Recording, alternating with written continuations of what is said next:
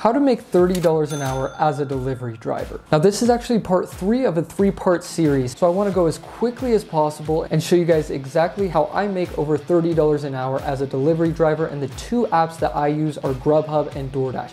You can also throw in Uber Eats. I currently don't use Uber Eats, but you can literally use as many apps as you want, and this strategy I'm giving you still pretty much works the same. But I do have to preface this that some markets it just isn't possible to make $30 an hour, so keep that in mind. But I think by using these things I'm giving you, you'll still be able to maximize the amount of money you can make, even if that's not quite $30 an hour. If you missed the last 2 videos, I go over in-depth information on all these things I'm giving you guys. So those 2 videos will be linked down in the description if you missed them and if you want more in-depth detail on what this video is talking about. So I'm going to be taking you through 2 dinner shifts I did and show you, using 8 out of these 11 things that I gave you for the breakfast and lunch shifts, how I make over $30 an hour, while also throwing in a couple of new ones that pertain just to the dinner shift. Using 8 out of the 11 tips I gave for breakfast and lunch, I was ready to make some money. For those of you who don't know, I am part of the pizza program through Doordash, and right off the bat, that's all I was getting.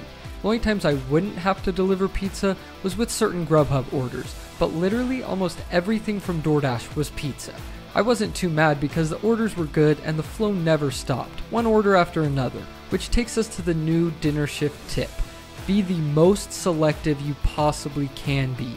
Because the orders come in so frequently for dinner, and pair that with big orders, you can almost guarantee that if you're willing to sit and decline enough, you'll end up with a great, high-paying pair of orders off both apps.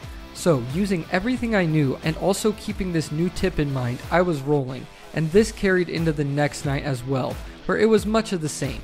Good paying orders, pizza delivery after pizza delivery, and making over $30 an hour consistently, while also getting to jam to music. This is the nice part about using multiple apps during the dinner shift, especially on weekends. If you follow a strategy that works in your area, you're almost guaranteed to make more money than you do any other time of day, and for me, that's usually between $30 to $40 an hour. So in total for that dinner shift, I made $269.13 in 7 hours, which is an hourly average of $38.45. And on the screenshot I'm showing you guys, it will say that my dash time or my active time, I don't remember which one, is like over 8 hours. That's because I'm not a top dasher and I can't dash whenever I want. So I have to have my dash scheduled a week in advance and then pause it the amount of time that I'm not going out. So you can see that it's like a 4.5 hour discrepancy between the 2 times, because I really didn't go that 8 hours. Just thought I would clarify that. And so for the breakfast and lunch shifts, I only averaged about $26 an hour, and that's usually how it is. But during the dinner time and on the weekends, you can usually make that up to get you over that $30 an hour like I did. So in total, for all the shifts I showed you during this 3-part series, I made $413.30